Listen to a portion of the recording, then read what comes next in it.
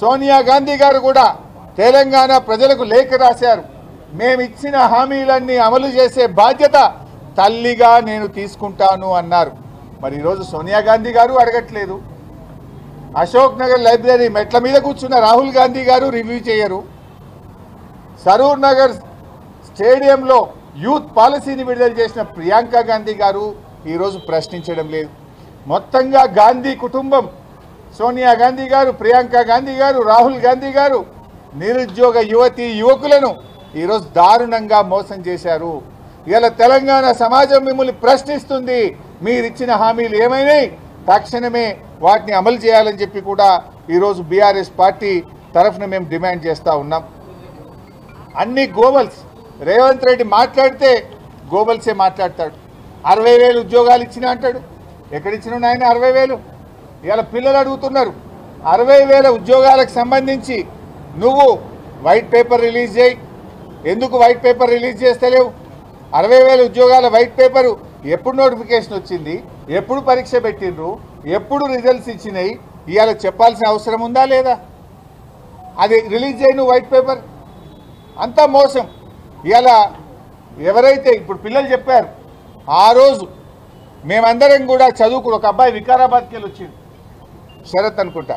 అబ్బాయి చెప్తుండే, అన్న మేము లైబ్రరీలో చదువుకుంటుంటే ఆ రోజు కోదండరామ్ గారు, బల్మూరు వెంకట్ గారు, ఆకునూరు మురళి గారు, రియాజ్ గారు మా దగ్గరికి వచ్చి, బీఆర్ఎస్ పార్టీ మళ్ళీ గెలిస్తే ఏం చేయది, మీరందరూ మా కోసం బస్ యాత్ర చేయండి, మా కోసం ఓట్లేపియండి, మేము 2 లక్షల ఉద్యోగాలు ఇస్తామంటే నమ్మినమన్నా. కాంగ్రెస్ కోట్లేయమని మా నాయనమ్మయి, అమ్మమ్మయి, తాతలై, అమ్మా నాయన కాళ్ళు మొక్కి కాంగ్రెస్ కోట్లేపించినాం. నమ్మితే ఇలా మోసం చేసిండ్రు. మాకు ఉద్యోగాలు రాలేదు, కానీ కోదండరాంకు ఉద్యోగం వచ్చింది, ఆకునూరు మురళికి ఉద్యోగం వచ్చింది, రియాజ్కు ఉద్యోగం వచ్చింది, లాస్ట్కు ప్రియాంక గాంధీకి కూడా ఉద్యోగం వచ్చింది. కానీ నిరుద్యోగ యువకులకు మాత్రం ఈ రాష్ట్రంలో ఉద్యోగాలు రాలేదు. ఇలా వాళ్ళు ముఖం చాటేస్తున్నారు. అదే కోదండరామ్ గారి దగ్గరకో, మురళి గారి దగ్గరకో, రియాజ్ గారి దగ్గరికి పోతే అన్న మమ్మల్ని బెదిరిస్తున్నారు, మమ్మల్ని కొడుతున్నారు అని చెప్పి నిరుద్యోగ యువత ఈరోజు ఆవేదనతో మాకు చెప్పుకుంటా ఉన్నారు. పిల్లలు అడగడానికి పోతే బిడ్డ నీ సంగతి చూస్తామని భయభ్రాంతులకు గురి చేస్తున్నారు. అక్రమ కేసులు పెడుతున్నారు పిల్లల మీద. ప్రశ్నిస్తే పిల్లల మీద దాడులకు పాల్పడతా ఉన్నారు. నిరుద్యోగ యువతి యువకులారా, ధైర్యంగా ఉండండి, భయపడాల్సిన అవసరం లేదు. తెలంగాణ రక్తంలోనే ప్రశ్నించే తత్వం ఉంది. పోరాటంతోనే తెలంగాణ రాష్ట్రాన్ని కేసీఆర్ గారు సాధించారు. మీరు పోరాడండి, మీ వెనుక బీఆర్ఎస్ పార్టీ ఉంటుంది. మీకు న్యాయబద్ధంగా కాంగ్రెస్ పార్టీ ఇచ్చిన హామీలు అమలు చేసేదాకా మీ వెన్నంటి బీఆర్ఎస్ పార్టీ ఉంటుంది. మీ న్యాయబద్ధమైన పోరాటానికి సంపూర్ణమైన మద్దతు ఇస్తాం. రేపు శాసనసభలో కూడా బీఆర్ఎస్ పార్టీ మీకోసం గొంతెత్తుతుంది, ప్రశ్నిస్తుంది. మీ 2 లక్షల ఉద్యోగాలు వచ్చేదాకా ఈ కాంగ్రెస్ పార్టీని, రేవంత్ రెడ్డిని వదిలిపెట్టమని చెప్పి మీ అందరికీ ధైర్యాన్ని ఇస్తా ఉన్నాం. మీరెక్కడ కూడా అధైర్యపడకండి, ధైర్యంగా ముందుకు సాగండి అని చెప్పి కూడా నేను మీ అందరినీ కూడా కోరుతూ, ఇవాళ ముఖ్యంగా ఒక అబ్బాయి మాట్లాడుతూ ఫీజు రియంబర్స్మెంట్ రాలేదు, శ్రీధర్ అని, శ్రీధరే కదా, మానుకోట నుంచి వచ్చినటువంటి శ్రీధర్ ఉస్మానియా యూనివర్సిటీలో పీజీ చేస్తున్నానన్నా, మాకు ఫీజు రియంబర్స్మెంట్ రాక మెస్ బిల్లులు విడుదల కాకుండా మాకు చాలా ఇబ్బంది అవుతుంది అని చెప్పి ఒక అబ్బాయి చెప్పాడు. ఆనాడు ప్రియాంక గాంధీ ఇచ్చిన మేనిఫెస్టోలో ఏం చెప్పారు? 3,000 కోట్ల పెండింగ్ ఉన్న ఫీజు రియంబర్స్మెంట్ బకాయిలు విడుదల చేస్తాం, ఏ ఏడాది ఫీజు రియంబర్స్మెంట్ ఇస్తామన్నారు. మరి రేవంత్ రెడ్డి వచ్చి 20 నెలలు అయింది, ₹1 ఫీజు రియంబర్స్మెంట్ ఇచ్చావా? ఇలా కాలేజీలు మూతపడుతున్నాయి. రాష్ట్రంలో ఫీజు రియంబర్స్మెంట్ విడుదల కాక లక్షలాది మంది పిల్లలకు సర్టిఫికెట్లు రాక ఉన్నత విద్యా అవకాశాలు కోల్పోతా ఉన్నారు. ఇలా ఇంటర్మీడియట్ కాలేజీలు, డిగ్రీ కాలేజీలు, ఇంజనీరింగ్ కాలేజీలు ఇలా రాష్ట్రంలో మూతపడే పరిస్థితి తెచ్చిండు రేవంత్ రెడ్డి. నువ్వేదో మంచిగా చేస్తావంటే పిల్లల జీవితాలతో ఆడుకుంటున్నావు. కాలేజీలు మూతపడతా ఉన్నాయి, పిల్లలకు సర్టిఫికెట్ రాక ఇబ్బంది పడుతున్నారు. ఎందుకు ఫీజు రియంబర్స్మెంట్ ఇవ్వడం లేదు?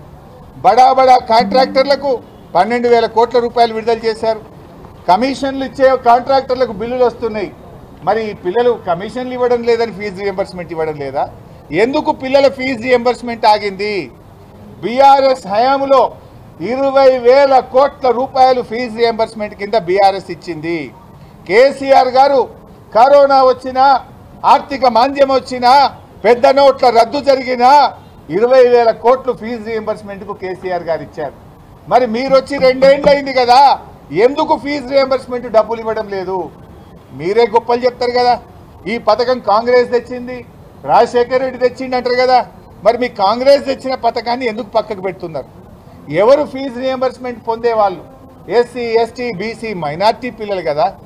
ఆ ఎస్సీ, ఎస్టీలు అంటే నీకు ఎందుకు అంత చిన్న చూపు? మైనార్టీలు అంటే నీకు ఎందుకు అంత చిన్న చూపు? ఎందుకు బీసీలను అనగదొక్కుతా ఉన్నావు? ఎందుకు ఫీజు రీఎంబర్స్మెంట్ డబ్బులు ఇవ్వడం లేదు?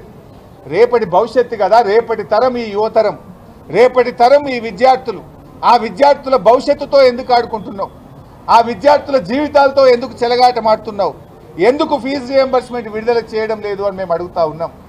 ఇవాళ తక్షణమే పిల్లలకు ఫీజు రీఎంబర్స్మెంట్ విడుదల చేయాలని, 2 లక్షల ఉద్యోగాలు తక్షణమే నియామకం చేపట్టాలని, మీ జాబ్ క్యాలెండర్లో చెప్పిన ప్రకారంగా ఉద్యోగాలకు నోటిఫికేషన్లు విడుదల చేయాలని, నిరుద్యోగ యువతకు 4,000 భృతి ఇవ్వాలని, అమ్మాయిలకు స్కూటీలు వెంటనే అందించాలని ఈ ప్రభుత్వాన్ని మేము డిమాండ్ చేస్తూ ఉన్నాం. Thank you.